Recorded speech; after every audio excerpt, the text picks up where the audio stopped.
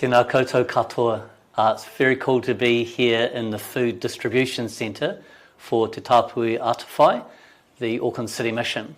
And tēnā koe Helen, our City Missioner, Helen Robinson. It's great to be talking to you today.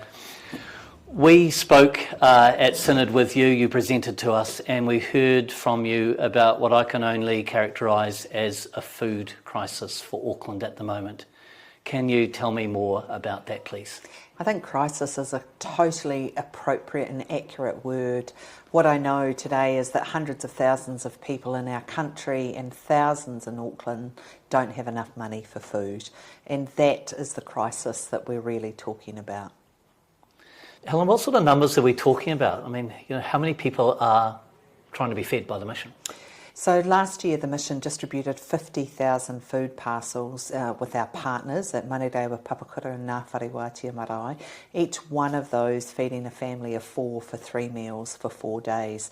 So it really literally is hundreds of thousands of people who need our support.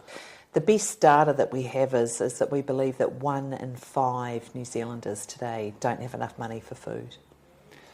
Listening to those kind of numbers about the number of people we feed and that volume, that must take an enormous amount of dollars. I mean, I know that people are generous in bringing food in and donating, but how do you manage to achieve all of that? And it is a lot of dollars. It's actually millions of dollars, and we rely heavily on the generosity of the public and, importantly, the New Zealand government to be giving us money so that we can provide that relief for people.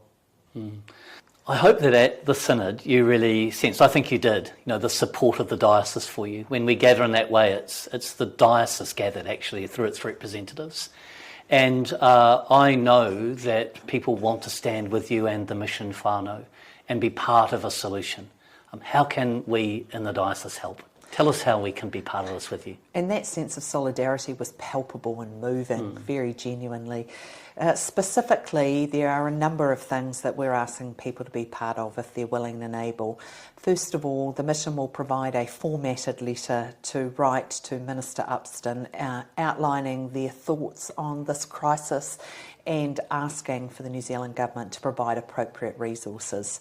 Secondly, and in a similar vein, to invite people, again if they were willing, to have a face-to-face meeting with their local MP outlining their concerns and their wishes. So it's both the power of a letter and the power of a face-to-face engagement.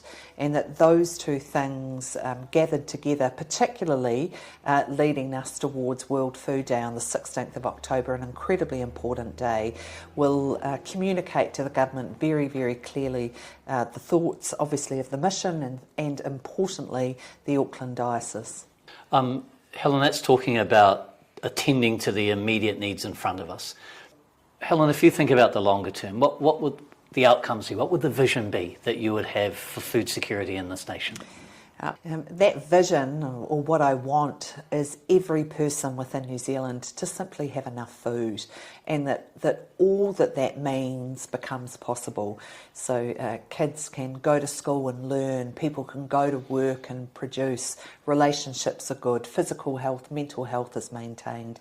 That sense of everybody having enough and everybody being at the table is the vision, is the dream. Kia ora. Kia ora.